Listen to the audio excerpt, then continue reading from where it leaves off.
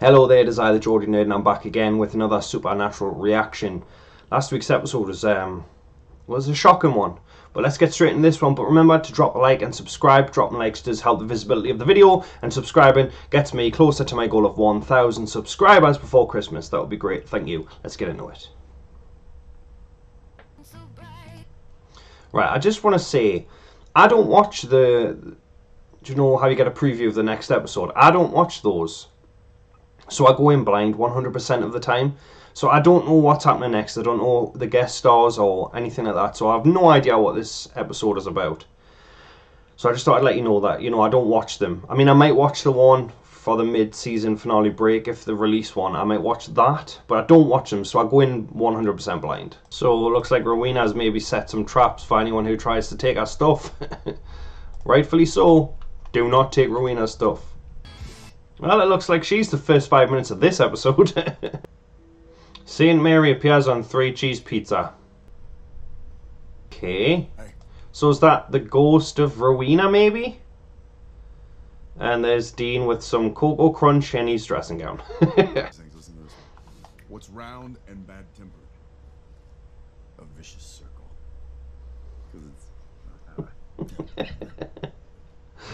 Oh god, jokes are as bad as mine. Yeah, Lilith, and you've been in your room eating cereal and marathoning Scooby-Doo. I mean, for those of you who don't know, who are new to the reaction videos, this is Scooby-Doo, but instead of a dog, there's a car, and instead of a big gang, it's just Sam, Dean, and Cass. It's Scooby-Doo for adults.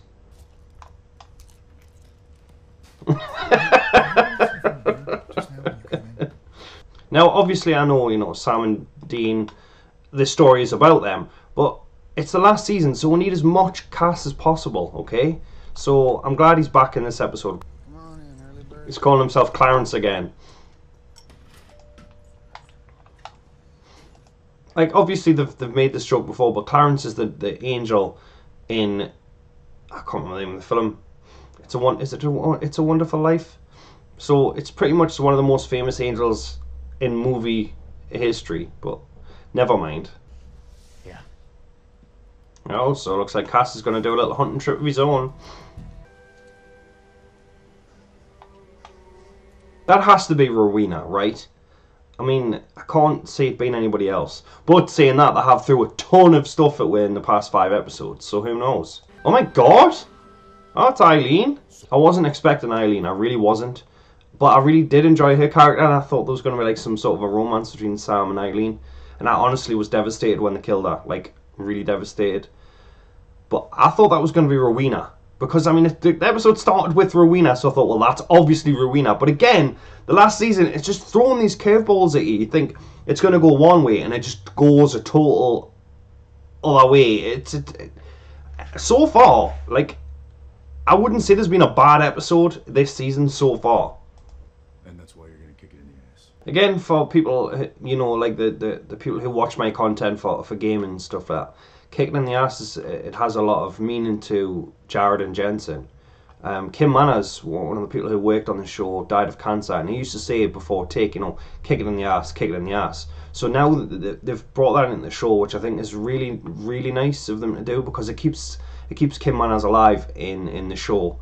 And I think that's really beautiful, and it just goes to show, how much the cast and the crew actually care about the people who've worked on this show before and after, which I think is just brilliant. Please, I remember a few seasons back where Cass said to Dean, I'm going to become a hunter, which I think was brilliant. I love the fact that he's this celestial being, but he's also on the ground and he's hunting, which is brilliant. Out of everyone in Supernatural, who hasn't been in hell now? Do you know what I mean? Dean, Sam, Bobby, Eileen, Ketch is definitely in hell. Rowena, I mean, they've all been to hell now. I recognise her. She's been in Supernatural before. Oh, it's gonna bug us. It's gonna bug us. She's been in Supernatural before. This is the thing with the cops in this show. Like, they're like, they'll turn up. It's like all cops in this world are idiots. Do you know what I mean? If a kid is missing, at least here in the UK, the police look for them. It's not like, oh, they'll be back in a couple of hours. It's like, oh my god, yes, let's sort that out. But in Supernatural, all the cops are like, don't want to do my job. I don't want to do my job. The amount of phones they've got. Sam's been trying to call you. I know. Did you check his messages? Nope. Right. Look, I love the way Cass was like, no, like a petulant child. The thing I do love about this show is that even in serious moments, they find a way to bring some comedy into it. Like with it being the last season, obviously we know it's going to end, and there's a good chance it's going to end bloody. But they bring these moments of levity into each episode, and it kind of takes that sting away just a little bit. Not that much, but a little bit. This is a thing that this show does. Before this show, the only show that I thought where character development was really good was Angel. Yeah, I don't know if anyone's seen that, the show about the vampire with the soul. And Wesley was like this buffoon, a bumbling buffoon throughout the whole of the show until around about halfway through season 2, and he gradually changed and he just became this total badass who even took Angel's son away from him. And in this show, I feel they do the same. Rowena was just some B grade villain at the start, and they just turned her around to be this proper cool character. And I think the characters in this show, they get a good arc. That's the one thing I'll say that it's always done, is that they give characters a really good arc. And the helpful page that falls on the floor. Oh my god, they're going to try and bring Eileen back. Oh my god, don't let this end badly. This is the thing. This season, it's like dangled some hope, and then it snatched it away straight away. So now I'm like, oh, they're going to bring Eileen back. But then part of it's just like, they're not going to bring Eileen back, are they? It's going to end badly. that's everything. And now it's going to end badly. She was in... She's been in 3 episodes now. She was Chuck's agent. And I forget the other one, and it's bugging us. It's really, really bugging us. So it's witches, and... Is it a vampire drained of all that blood? Or it could be a ghoul. They drain them. Stay close. My knowledge of monsters from Supernatural is quite scary in real life. Well, we've been having some audio issues. I do apologise about that. Let's quickly put this on pause. Yeah, my microphone wasn't connected, so it was actually running through the webcam's microphone. So I do apologise if the audio slightly changes a little bit. It will definitely be rectified for the next episode.